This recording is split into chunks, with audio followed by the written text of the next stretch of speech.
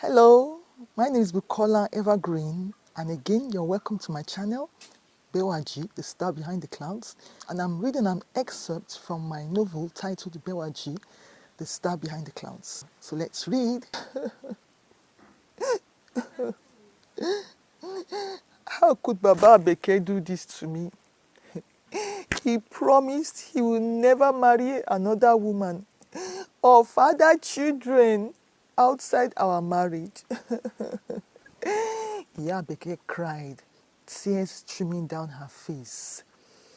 Promises mean little when you marry a woman who fails to give us his son, retorted Aunt Shola sharply. Her visit was expected, but the entourage she arrived with certainly wasn't.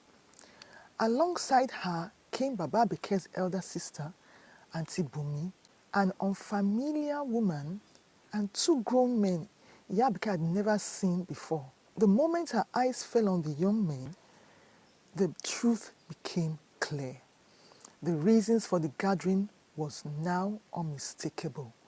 Iya Abeke couldn't entirely blame her husband for succumbing to the pressure of taking another wife back in the village. The weight of societal expectations on a man of Baba Abeke's stature to have more children, especially sons, was immense. How could such a prominent man have only one child, and a daughter at that? Still, he could have told her. The betrayer stung the most. She had basked in the illusion that Baba Abeke's wealth was solely for hers to share with her lineage. Now, out of nowhere, these boys and their mother appeared, ready to claim their slice of the proverbial national cake. Madame, began the middle-aged man who had accompanied the group. He was a lawyer, and Iya Abeke recognized him as someone she had seen with Baba Abeke on several occasions. Clearing his throat, he continued, "We didn't anticipate addressing this so soon, but since the time has come, we must not despair. Your husband was a wise man, and he foresaw moments like this. That's why he prepared his will in advance." He paused, letting his gaze sweep across the room, as if inviting any objections. When none came, he added, "I apologize for the delay, but as per instructions, this announcement was to be made 2 years after his passing, for reasons only known to him." With that, he carefully opened his sealed envelope. The room grew heavy with tension. Nerves were frayed, and everyone seemed on the edge. Baba Abeke's fortune had always been a subject of quiet speculation. His primary asset was his thriving wood business, which had been his pride and joy. Additionally, he owned several properties scattered across Ibadan and one in his ancestral village. Before his passing, he had even opened a bakery for Iya Abeke. Unfortunately, her lack of management skills led to its closure not long after it started. The wood business, however, continued to flourish under the capable stewardship of Busayo, Baba Abeke's long-time manager. Busayo had been a loyal companion since his boyhood days, earning both trust and responsibility. Yet, whispers had begun to circulate, rumors claiming that Iya Abeke is involved in an illicit affair with him. I would first and foremost like to apologize to my wife, Abeke, for keeping these secrets from you," the lawyer read aloud from the will. "I lacked the courage to tell you that Omolara came into my life and gave me two sons, Oladayo and Adekunle. Rest assured, I conducted DNA tests for both, and not only are they mine, but I also think they bear a striking resemblance to me. Please, I ask that you welcome them with understanding and cooperation. I also hope my dear BEWAJI is there with you." The lawyer paused and looked up, scanning the room. "Where is BEWAJI?" he asked, his gaze landing on Abeke. "She's away on a journey," Abeke replied quickly, forcing a calm expression. "She'll be back soon," she added, her voice steady, though the lie hung heavy in the air. "Níbo ló lọ? Where did she go?" Aunt Bumi pressed, her sharp eyes narrowing in suspicion. "Auntie, we can discuss that later," Iya Abeke replied quickly, her tone firm but nervous as she tried to deflect the question. "You have always held a special place in my heart, BEWAJI," the lawyer read aloud from the will. "I treasure the moments we shared before you left to live with your mother and her husband. That period was incredibly hard for me.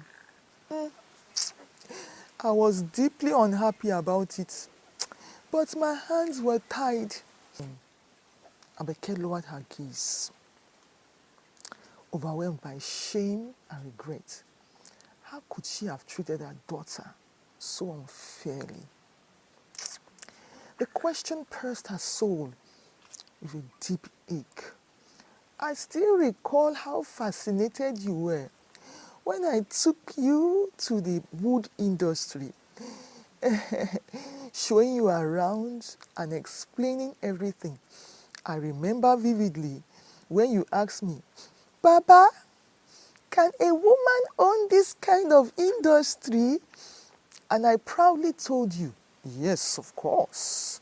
I even showed you the wood business nearby. Do you remember the woman I pointed out to you?" The lawyer paused again, glancing around the room. "This young lady needs to be here," he said, his tone unusually firm. "Who will deliver this message to her?" he asked, his gaze probing. "We will tell her everything," Iya Abeke said stiffly, her unease evident. She didn't appreciate the way things were unfolding, nor the focused shifting toward her granddaughter. What's her business here going on? She wondered, frustration shimmering beneath her calm exterior. The lawyer shrugged and continued. "I made a promise to you, BEWAJI, one that you've likely forgotten, but I never did."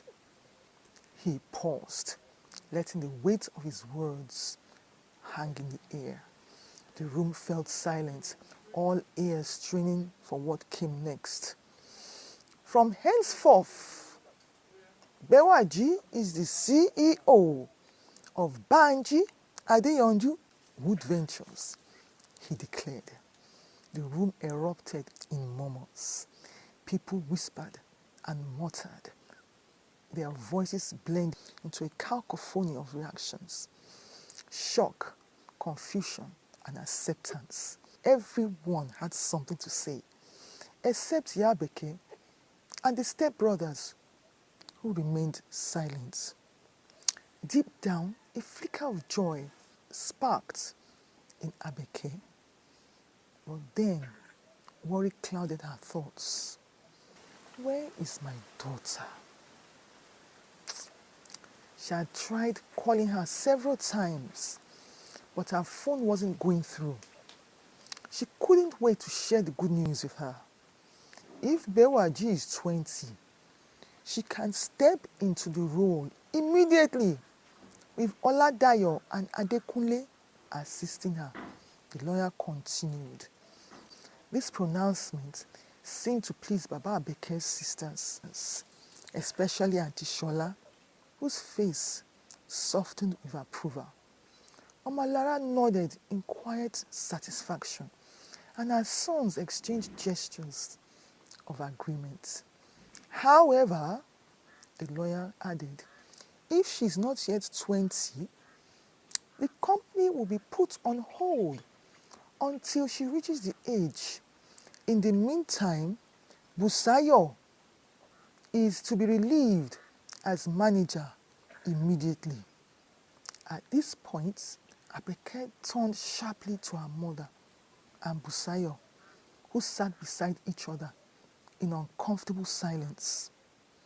I'm sorry to say this, Iya Abeke, but now is the time to address it, the lawyer said, his voice firm. There have been rumors of your infidelity with Busayo, but I decided to stay silent. The lawyer pauses, lifting his gaze deliberately. Thank you for reading along with me. This is an excerpt from my novel, BEWAJI, The Star Behind the Clouds. Again, you can get it on my Amazon store. The link is on the screen and in the description box down below. Thanks for listening. I'll see you again very soon.